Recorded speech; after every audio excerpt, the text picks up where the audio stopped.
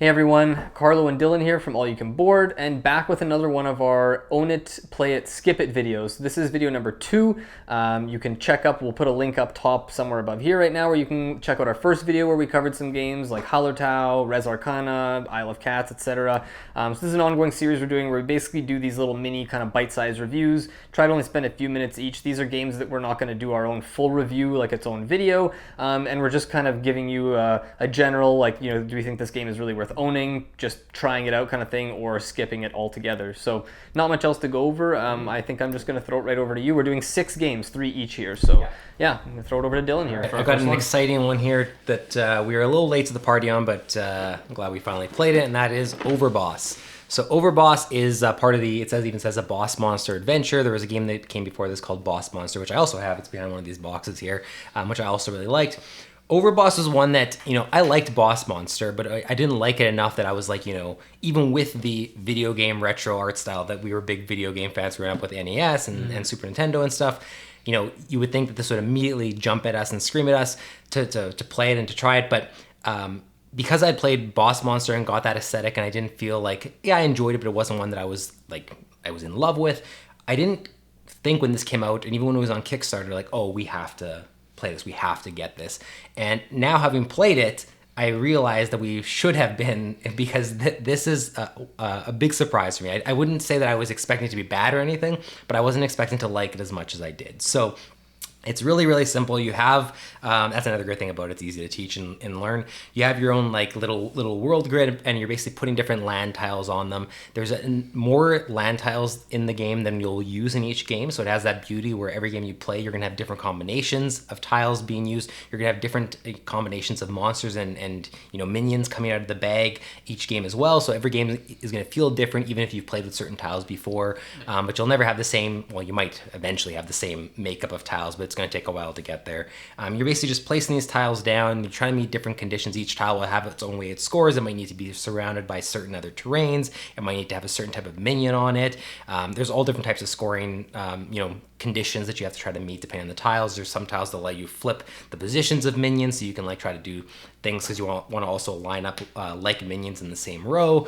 There's a whole bunch of different scoring conditions. There's a bunch of variants that come in the box that I would even argue over time probably don't become variants. They probably just become the way you play the game. It's almost like you're slowly adding on different levels to it. Yeah. The big boss monsters, I think, are considered a variant or something you play after the fact. I would say that you should probably just feel free to play with them right from the get-go. It didn't make it overly complicated when we played. You're talking about the boss abilities. Yeah, we didn't play with the boss abilities the first time because I think it's actually listed as a variant, or it makes it seem like you shouldn't do that on your first try. And after having played with them, it's like we've seen this with a few different games. I think there's no reason not to include it in the first time you play. Like, it's called Overboss. The monsters are all over it. They should just be as part of the main experience. It added to the game. It didn't take anything away from it. I would say the only thing is if you felt like you really wanted it to be like even ground, a super competitive game, technically without the powers, without playing with the boss things, like it's less asymmetric. But in almost all these games, same with when we talk about Santorini, playing with the god powers, like we find it always more fun to play with the asymmetric powers if they're included. So totally. But it is optional, Yeah, it's very simple to learn, very simple to teach. I think when the first time I showed this to Carlo, the teach and the play all happened with under an hour for sure. And now 45 minutes probably. And now when we play, we're getting the game done in half an hour or less every time, at least for 2 players. It is designed by the same people, or is it both of them that did Calico? Just one. Kevin Russ designed Calico. Calico's another great game. But yeah, it's just. I was just completely floored by how much I liked it. I expected to think it was cool. I didn't expect to like as much as I did. And now it's one that I just want to show to a whole bunch of people because, again, it has that factor that it can reliably be shown to people that are very into board games and maybe are not as into board games. Because it's very easy to learn, but it also, the mechanics and the skill that are involved aren't easy to, or aren't hard to wrap your head around, and so you're going to feel very accomplished in what you do and what you pull off in the game, that you're probably going to want to come back to. It might even be, for some people, I could even see this functioning as a bit of a gateway game to this type of game, this genre. Again, the variability, you've heard me talk about this in a lot of games, specifically even like Ethnos, I come back to a lot for this. When you have a bunch of different ability cards, or in this case, a bunch of different map tiles, and every game you're going to either randomize and pick which ones are in, or you're going to say, hey, I love this combination, let's try this. next time we play Overboss, we're still gonna be seeing combinations we've never seen. And so even the next time we play, it's gonna feel like, oh, this is a little bit different now. Oh, this game of Overboss is different than that one. Oh, we shouldn't play with this combination. Like, I'm sure there's combinations that aren't ideal, but there's also combinations we haven't had yet that we're gonna realize are the best way to play Overboss. Right. So, and even if you played with the same combination, you don't go through all the tiles, so you might see more of one and less of another. So the game is still gonna always play out differently, I think. Yeah, and again, I'll come back to the art styles. The last thing, if you have any sort of affinity for, retro video games, whether it be, I guess retro for us now is NES and Super Nintendo. What are the kids these days? Is retro to them like PlayStation 3? That's sad. Sad for us. Not for them. Sad for us. But yeah, like if you're having any affinity to that art style, I think like every time we play, I have a smile on my face too, as I like make combinations that remind me of Zelda maps or whatever the case may be. I think you're going to be drawn to that a lot too.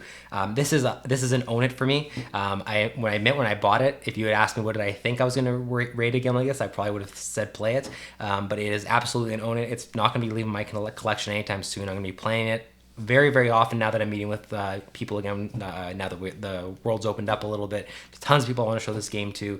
Can't recommend it enough. And again, if you end up liking it a lot or you like the design, another game to check out would be Calico, because it does have one of the same designers, and some of the genius in this game you can kind of see, shared across both those titles. So as Overboss. For sure. I actually just want to ask one more quick thing about this is because this goes 1 to 5 players, there is a solo mode. Just comparing it to Calico, Calico has 1 to 4 as well. And you might remember when I reviewed Calico, I was saying I think it works best at 2, and adding a third or fourth player kind of like doesn't make the game worse, but it kind of detracts a little bit. I found it worked best at 2. Do you think this would be, like, if you would recommend maybe Calico more at 2, do you think this would be better than Calico with the higher player counts? I feel like it's fine. It doesn't have that much variability across them, because a lot of what you're doing is on your own board in Calico, or I guess in both, but like in Overboss.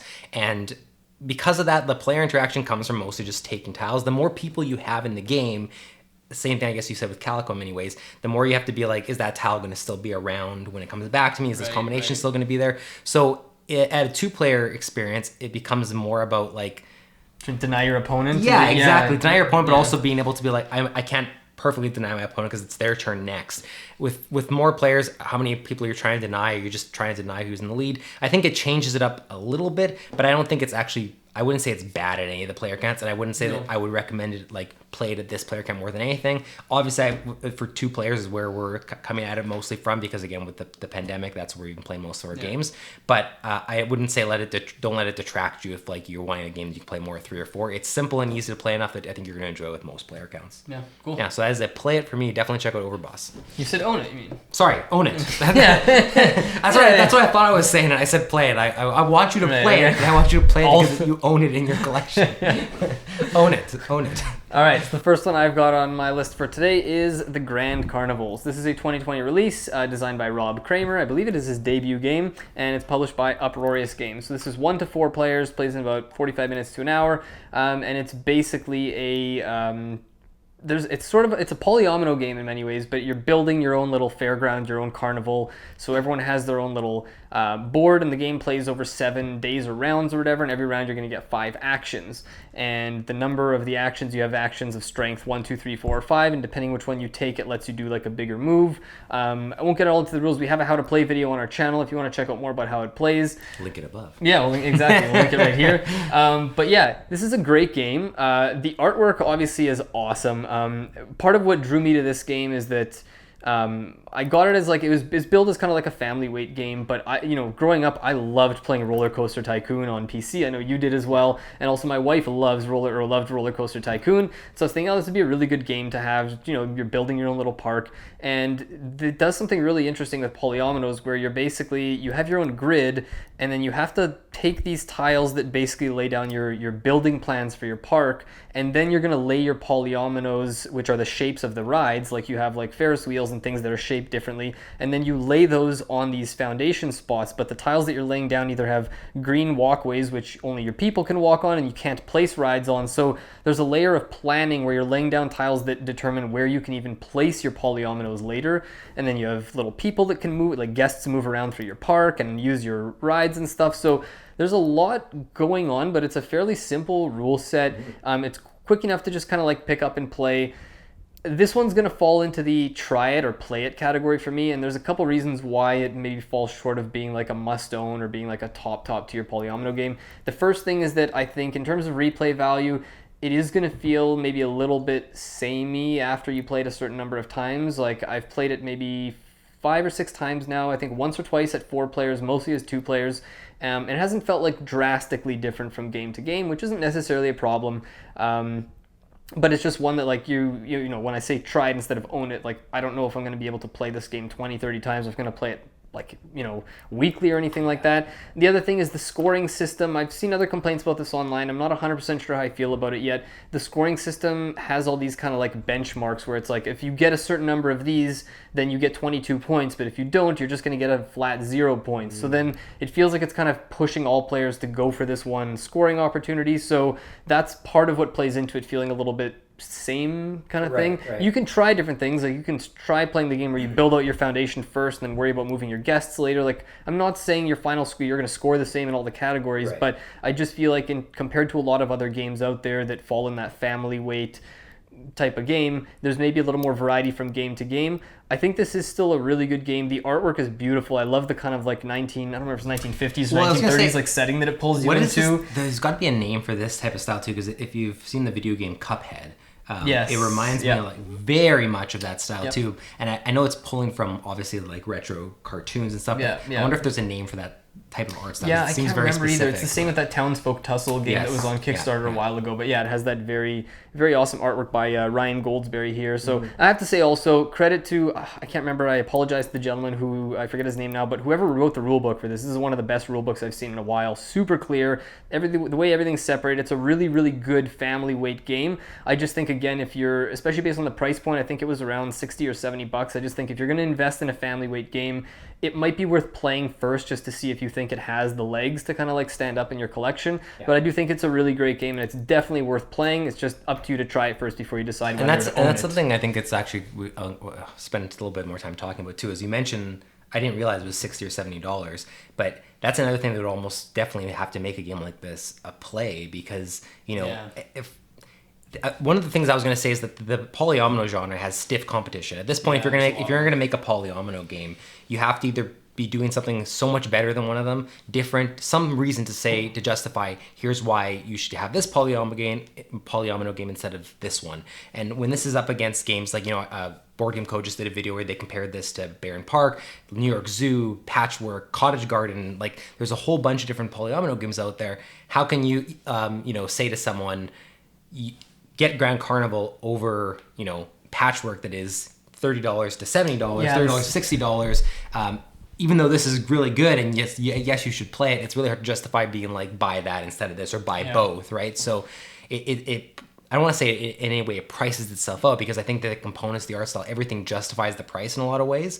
But it's tough to recommend it fully as own this in your collection when there's so many games in that genre that I could say that I enjoy more, and you can get it at a cheaper price. Right. So, and some of the ones you mentioned I like this more than, some not as much. But even going back, like we talked our last video like that we did of this was Isle of Cats, and like Isle of Cats has more complexity going on, whatever.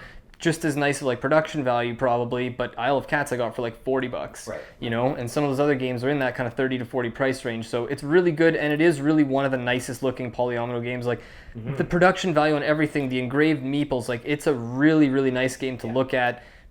A lot of good things about it, but yeah, it's just hard to recommend that you go out and just own it without trying it first. So that is the Grand Carnival. Nice. All right. My next game we're going to look at is a Reiner Knizia game, which is called Sumatra. So you'll know that we are big Reiner Knizia fans. We have tons of his games. They show up all over our lists. This is one of his newer games. I don't know if now it's his newest game or not, but when I got it, it was his newest one or one of the brand new ones.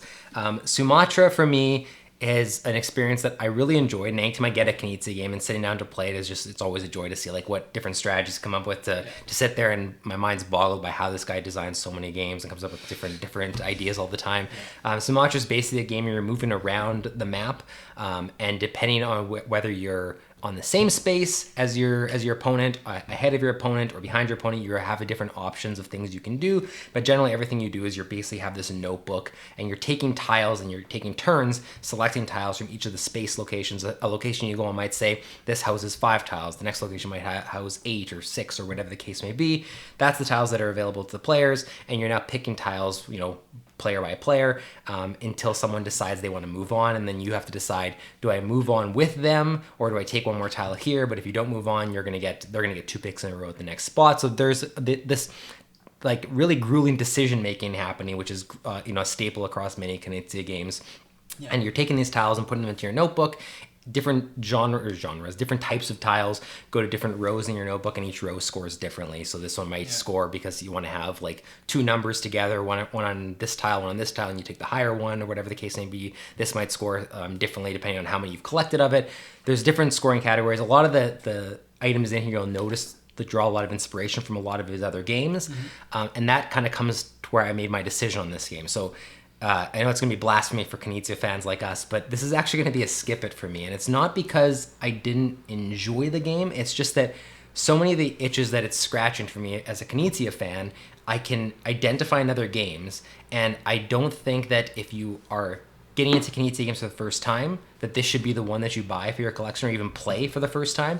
And I don't think if you have a bunch of Knizia games, that this is going to be a game that you get and say, oh, that really filled a gap in my collection I didn't have. Because there's other games I would recommend of Knizia's even before I would recommend that you get Sumatra. So it's in that weird spot of like, yes, I enjoy it, but it's not. I don't enjoy it as much as Blue Lagoon. I don't enjoy it as much as Lost Cities. I don't enjoy it as much as many of his games.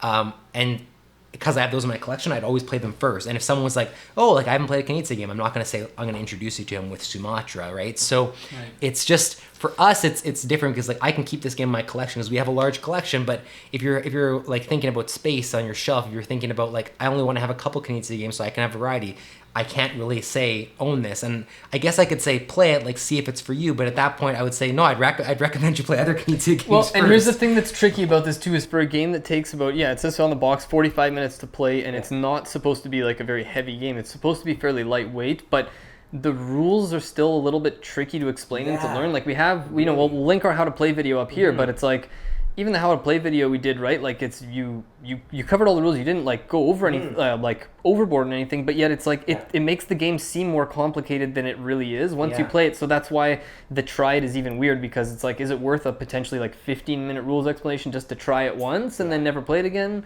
Yeah, this was a tough one for me to call a skip it. I just want to obviously have to be honest, and it's just one of those ones that just falls in a weird place for Knizia games. I want to stress that it's not because it's a bad game. If it was and it was, I was trying to get you to steer away from it, I would. I don't think if you own this game or you've chosen to buy it that it's like, hey, you made a wrong call. It's just, as my recommendation, I'd always select other Knizia games first. And if you already have them, it's hard for me to say that you're going to get this and be like, I'm glad I have this other Knizia in my collection as well. So that's where it falls for me. Good game, but just one that I'm going to have to say that overall I would rate a skip. So. Yeah. Dr. Knizia, if you're watching, I did not know he was going to come on here and say to skip this game. No, I'm just kidding. No, I think those are very fair reasons, even though I think it is good game. But yeah, I think it's totally fair to say it as a skip it. All right, next up for me here is Mercado de Lisboa. So this is co-designed by Vital Lacerda, who you might recognize as the designer of big games like Venush and On Mars and The Gallerist and all that kind of stuff, and also co-designed by Julian Pombo. That's his first design.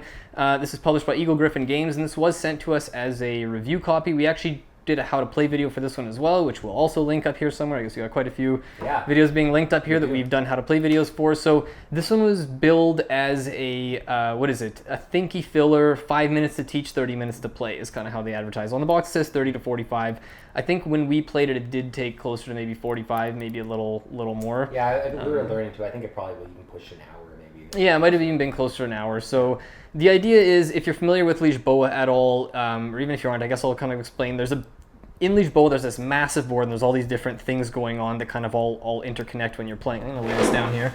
that all interconnect. But there's one main area of the board that takes up a bunch of it that is like these streets, and basically what they've done is they took that aspect from Lisboa and they made a different game out of it to kind of I don't know if this was meant specifically to be a stepping stone to get into Lisboa, but I think that's what it's kind of like best for. It also, I mean, it took that aspect of Lisboa is an interesting aspect. I could see them just being like, a lot of people are enjoying this one aspect. Let's just turn this one aspect into a fair game. Enough. But and that's the thing, is if you would have played Lisboa, I think anyone, even before this came out, could have said like, oh, that could probably be its own game right there, kind of thing. But because that part of the game is so, like, when we played Lisboa, that was the thing that kind of took a bit to wrap our heads around. When we were playing Lisboa, we're like, what would make sense? Why am I trying to do this? You know, and I think having played this first is like the perfect springboard to then get into Lisboa and have the rest of the mechanics fall into place a bit easier. But basically, it's an abstract tile laying game. You have a little market grid, and there's going to be like restaurant tiles and stands that players are putting down. And you have customer tiles that can be placed on the ends of rows, and then you're basically trying to get, those customers are going to be asking for a certain type of food that they want, whether it's pizza or sushi or whatever. And so you're putting down stands that serve different types of food or have these ingredients. And if they're next to restaurants that provide that food, they like increase the score and stuff. So it is a very like mathy game. Like almost every turn is a matter of like, okay, if I were to do this, this would be 2 times 2 for 4, but if I go here, it'll be 3 times 2 for 6. Okay, so I'll wait for the 6. Or so there's maybe a little bit of planning ahead depending on player count. We haven't been able to try it with 4, or I don't even think with 3 yet, but as a 2-player game, there's a bit more planning because you take your turn and then only one other person goes. I imagine playing with 3 or 4, it's going to feel a lot more tactical, where you can't really expect anything to stay the same, and when it gets back to your turn, you have to just kind of like crunch some numbers again. So I hate to say it, but this is going to fall into skip it for me, and there's a few reasons here. First off, again, when they bill it as a thinky filler game, like, if I was going to play a filler game, like, to me this doesn't scratch the same itch as a filler does for me. This is a game where people are going to be heads down, trying to calculate, again, running numbers in their brain. It's not a very, like, talkative, lighthearted kind of game where the turns go quick. Like, I don't know, this isn't the type of game I'd look to for a filler, especially because to teach it and play for the first time could be 45 minutes, an hour. To me, that's already above what a filler is. Also, it takes up a decent amount of space on the board and whatever, on the table. And then the other thing is, if I wanted to play a tile laying game that has a decent amount of player interaction that plays in 30, 45 minutes, an hour, like, there's just so many other games I would rather suggest, like Blue Lagoon we were talking about earlier, right? Babylonia, like Reiner Knizia on his own has designed however many tile laying games that I would recommend over this. So this just falls in a weird spot for me where I thought I was going to like it more. The artwork's really nice, the production quality is nice, but also part of it I think is the price point. I think it's like a $45 or $50 game, which again, most fillers that I like more and are cheaper. And even when I'm talking games like when I mentioned Blue Lagoon as like a tile laying game that plays in this amount of time, Blue Lagoon's like $10 or $15 cheaper than this as well. So it just falls in a weird spot. I don't think anyone who plays it is going to like hate the game, but I think it's a little bit dry. It just feels like a lot of math, a lot of like, compare this points, 2 points here, 4 points here. Okay, I guess I'll go where it gets me 6 points. A little bit of planning ahead, but you can't always even get there. So I'm just going to go like this. And that's me ripping off your Portuguese citizenship badge for saying that a Portuguese game is a skip. I think all of Portugal is weeping right now. You can't call a Portuguese game a skip. It's just not allowed.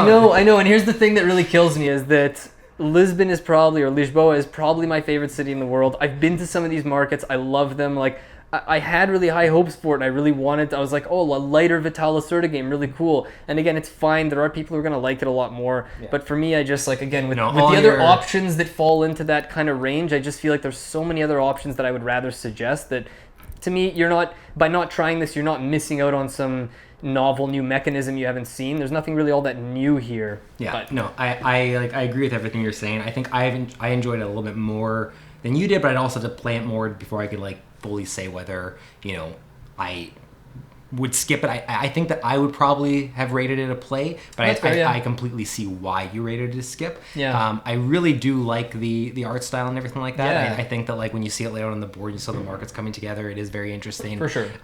It is very thinky. I was Yes. surprised how thinky it was. That's what makes it the filler thing very questionable for me. It's the same reason we wouldn't call a game, we talked about this, a game like Curious Cargo a filler, because for us personally, that filler can mean different things to different people.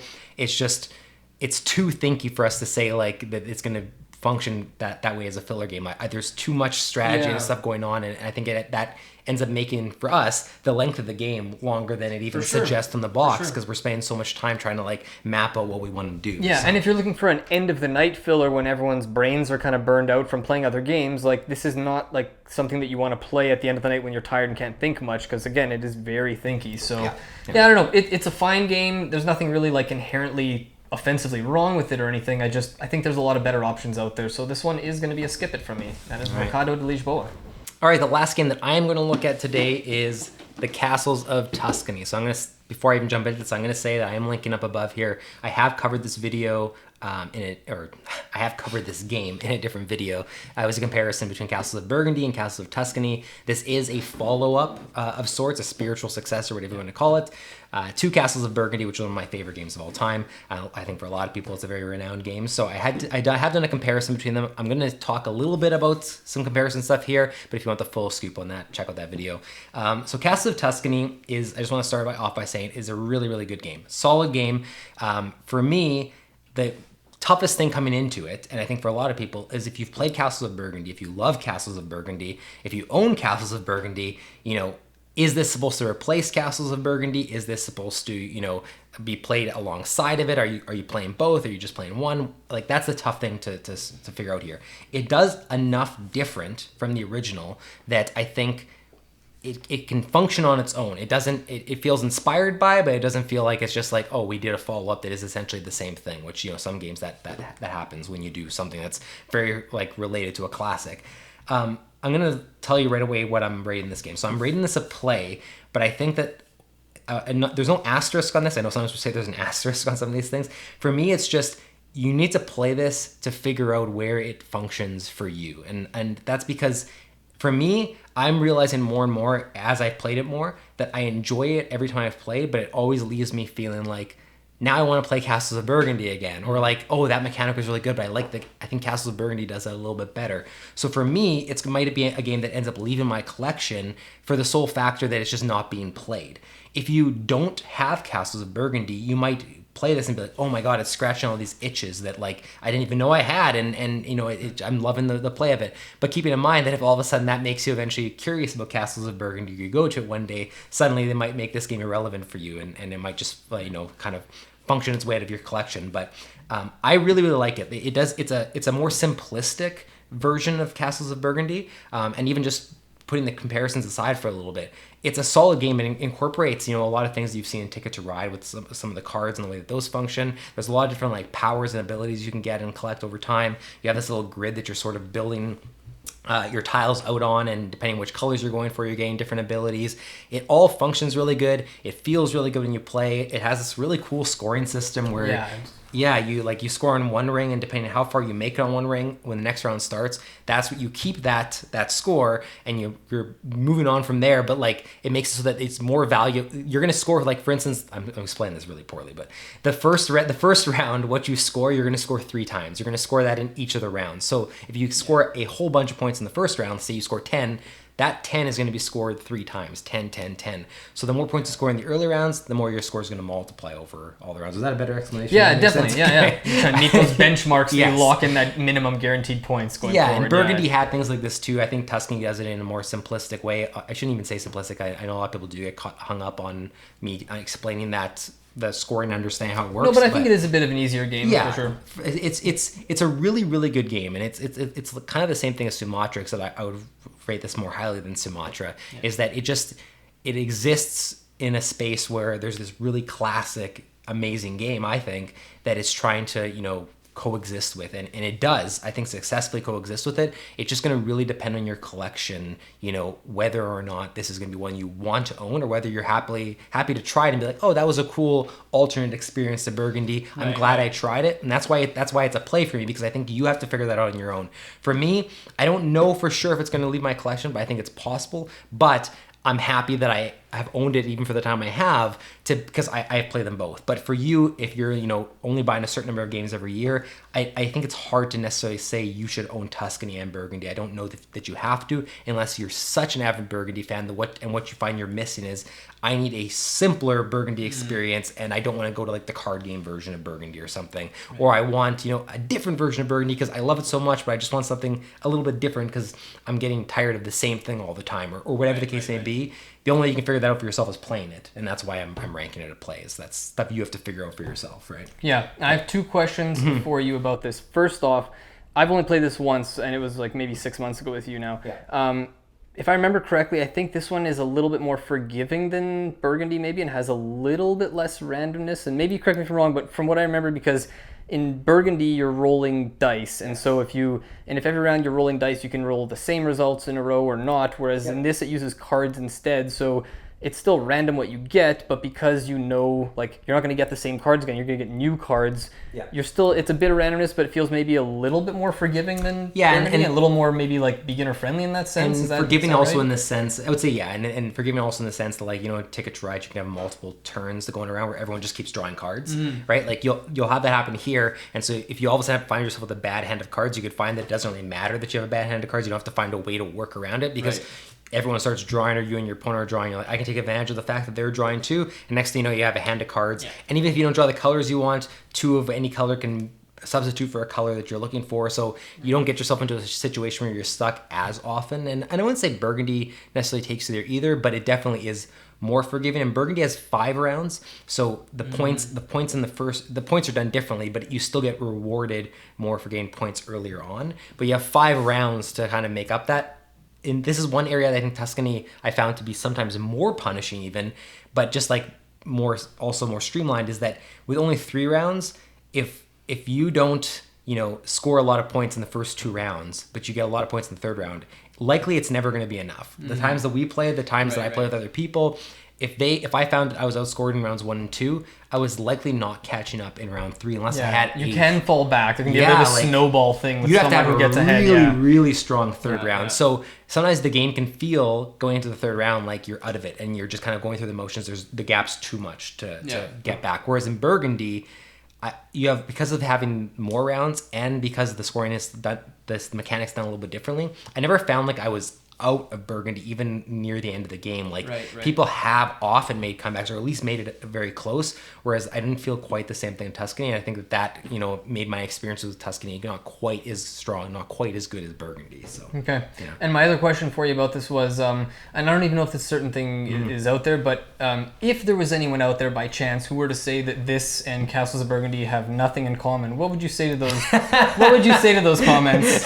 What would you have to say to those people? This is clearly inspired by Castles of Burgundy, and if you're coming from Burgundy, I think you're especially gonna especially coming from Burgundy, playing it a lot, I think you're gonna notice it. And that's honestly the thing I admire the most about this game, is like to call a game the Castles of Tuscany, right? It's bold, right? Yeah, like everyone knows. Not everyone, but a lot of people in board gaming know the Castles of Burgundy is a well-regarded game, or just a popular game. You're banking a lot on a name when you call it the Castles of Tuscany, and people are going to make that association. It's a different game, but it is cool to see how they took things that were inspired. Like they took the mechanics, like, oh, I can see that they grabbed this point thing from Burgundy, but even though Burgundy didn't use a wheel, Burgundy did this thing where scoring in earlier rounds gets you more points. Like I like that they were inspired by, but if you're a fan of Burgundy, I think you'll definitely see the comparisons there. And it's funny because we just played Biblio Scroll and Parchment, and that in many of the same ways, it's a different game completely, but you can see exactly where it's inspired. That's a little more blatant than this one, but for sure. I like when games decide that they're like, hey, we're gonna either do a follow-up, we're gonna do a reimagining, but we're not gonna just say this is this game but in this exact mold. Now it's like, here's the things that are inspired by, and here's how we adapted them to these new mechanics. That's Castles of Tuscany. So play it. It could be an own it for you. You might want to keep it, but you're going to have to, I think, play it to figure it out, and it's going to depend where your love for Burgundy lies. Well, and let me know when you're considering getting rid of it if it comes to that, because I might actually be interested. I got to play it another time. You don't have Burgundy, so that's the Tuscany, thing. I have Burgundy. It's I don't know which one I like more yet. I got to try that one a few more times, but for sure. All right, and last up on my list for this one is a game called Wavelength. So there's a few designers. I believe Alex Haig is one of them. They're not even listed on the box, but it's published by a company called Palm Court. I think these are the same people who've also done like Monikers, and there was one recently called The Fuzzies, where you're attaching those little fuzzy balls and making that tower and moving them around or whatever. But so this is a party game. I'm gonna flip this around real quick so I can show you the little like device that comes with this. So there's this little like I guess meter, this little thing with the little dial on it. And the idea is it's a party game. I think it's 2 to 12 players. And you basically, there's cards that have one half and the other half. It'll say like underrated and overrated or whatever, or it'll be like mean or nice. And basically one person is going to take the card. They're going to spin this dial at random. And then they're going to look through this private screen, and there's going to be a little kind of arrow that's going to be somewhere on this wavelength, and it's going to match up with the card. So again, let's say this is like underrated to overrated. I'm going to open the screen, and this arrow is going to be somewhere on that wavelength. Based on where it is, I'm going to close that screen, and I'm going to have to think of a clue that's going to tell the other players where on that wavelength I've set that needle. So for example, one of the ones that I really liked that was very memorable, I can't remember if you were playing with us at the time, but what was it? It was overrated, underrated. It was slightly just into overrated, and I said, what was it? Pocket knife or Swiss Army knife. And the discussions that ensued were awesome because you play in teams. You can play it cooperatively too in a small group and you're trying to meet a target score all together, but I find it works best in teams. And it was like, right away people are like, oh man, those things are so underrated. They've got like scissors and you've got like sometimes you can fillet fish with them. And someone's like, yeah, but how like you have one. When was the last time you used yours? Like, yeah, but if I needed it, I would definitely use it. And I think I was there for this because I remember being in the camp of like, it's perfectly exactly rated. Like he probably wants us to go in the middle because it you know what you're getting with the pocket knife. It is just as good as it says it is. It's right. not overrated, it's not underrated. It's perfectly there. Like it's probably in the middle is where he's trying to get us and to then go, people right? were trying to say like, oh, but they're kind of overrated. And someone's like, well, tell that to someone who like used it as self-defense when they were being assaulted and try telling them it was overrated. And it's like, whoa, easy. So you get into these really like interesting ethical discussions, and the person who gives the clue, you can't say anything afterwards. You can't give any clues. So I'm just sitting there like trying not to laugh as people are sort of not tearing each other apart, but it's such a good social party game. And there's like a stack of cards like this, maybe of the regular cards, or maybe even bigger. And then there's a smaller stack of like advanced ones that are a little more intricate, a little tougher to give. The advanced clues. ones are funner, I think, more fun. I think so too. But don't start with them, but definitely incorporate them in after a while. But even the one I mentioned, like the underrated and overrated, I think that's in the regular. There's a lot of them, and it kind of depends on it's up to the group playing. A lot of these games, like party games, have to do with like, it could fall flat if you play with the wrong people maybe, but if you're playing with people who are open-minded, and I think it works best when you're playing with people who know each other to an extent, because then you're not going to hold back on your opinion, right? If you're playing with people you don't really know, you might not want to like voice your opinion on something that might not be like a black and white situation. But that being said, at the same time, if like you say you have a group of people, there's like one or two people that aren't as familiar with the group, because you have the team element, they can also feel like welcome to sort of be on a team and not feel like they have to vocalize as much at the beginning, but as they see how it starts playing, they can start like chiming in and giving an opinion. You'll see them come out of their shell a little bit. Like as someone who like, you know, deals with anxiety in a lot of different ways, I like games where it has a team aspect where you can feel like, hey, I'm gonna stay. You know, like Codenames is the same way. I'm gonna stay a little bit in the background until I feel comfortable and slowly come out. And Wavelength inspires these conversations where all of a sudden you feel very comfortable talking because you can see what kind of group you have, what they're comfortable talking about, what's funny, you know, things like that. Yeah, it's a great icebreaker.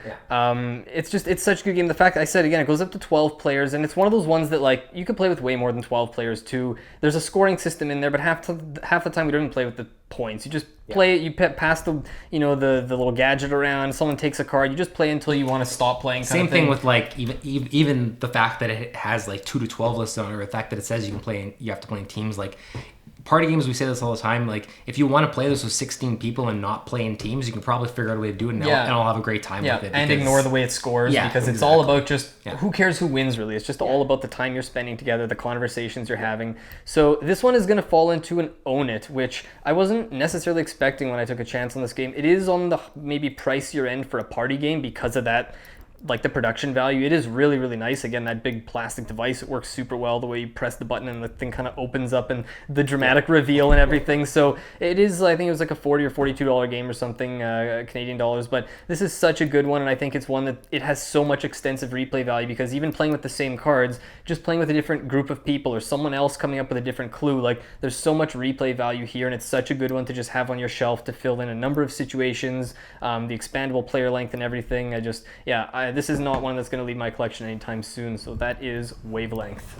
Awesome. And those are the 6 games we were reviewing today. So let us know in the comments what you think of these games. Let us know if we're off base on what the picks are, whether you would rate them as an own it, a play it, a skip it. We're curious to hear. And also, as always, let us know if there's any games you specifically have seen that we've either started playing or we've been talking about that you'd like to see featured on here. Even if they're older games, don't feel like they have to be newer games. We've considered putting some classics on here and doing some, like retro reviews, classic reviews as part of this as well. So let us know if there's any games you want to see covered, and we'll definitely consider them. Otherwise, have anything else you want to add? No. Thanks so much for watching. We'll see you next time.